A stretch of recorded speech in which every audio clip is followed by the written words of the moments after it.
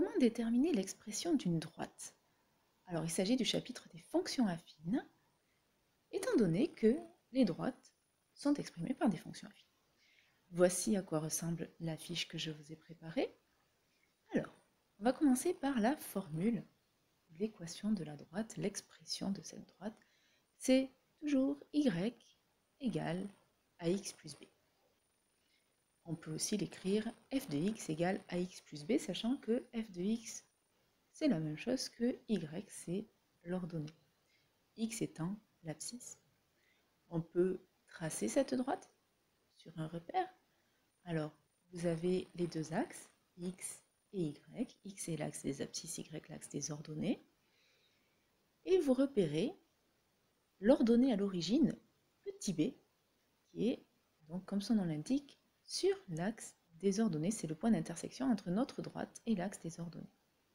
On peut aussi repérer sur la droite le coefficient directeur. Attention, il n'est pas du tout sur l'axe des abscisses.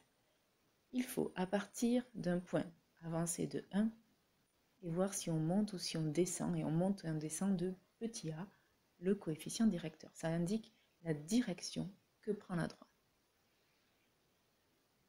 Maintenant, on va s'intéresser donc dans l'équation au nom des ordonnées à l'origine et du coefficient directeur. Donc petit b, comme on l'a dit, c'est l'ordonnée à l'origine et petit a, c'est le coefficient directeur. Alors, comment est-ce qu'on détermine ce petit a et ce petit b pour avoir l'expression d'une droite?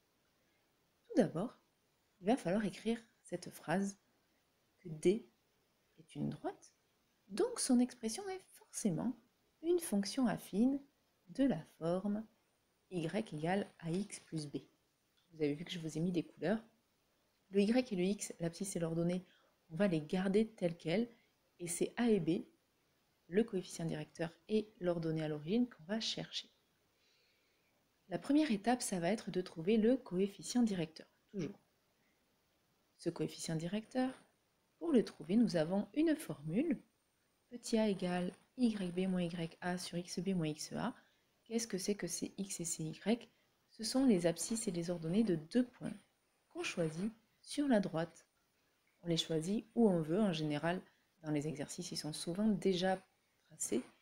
On trouve leur abscisse et leur ordonnée, le x et le y de chaque point, et ça nous permet d'utiliser cette formule pour trouver le coefficient directeur. Ensuite, une fois qu'on a petit a, on va trouver petit b. Pour ça, on prend l'un des deux points précédents, grand A ou grand B, et on va dire que grand A appartient à la droite, donc il vérifie son équation, c'est-à-dire que ya égale petit a fois xa plus petit b. Le petit a, on l'a déjà calculé, on le remplace par la valeur qu'on a trouvée, et on remplace aussi xa et ya, l'abscisse et l'ordonnée du point qu'on a choisi. Ce qui fait qu'on a toutes les valeurs sauf petit b. On va donc résoudre l'équation pour trouver petit b. Une fois qu'on a fait ça, on a presque fini. En général, il y a certains élèves qui oublient de conclure. Ne l'oubliez surtout pas. Il faut finir d'écrire que D a pour équation y égale à x plus b.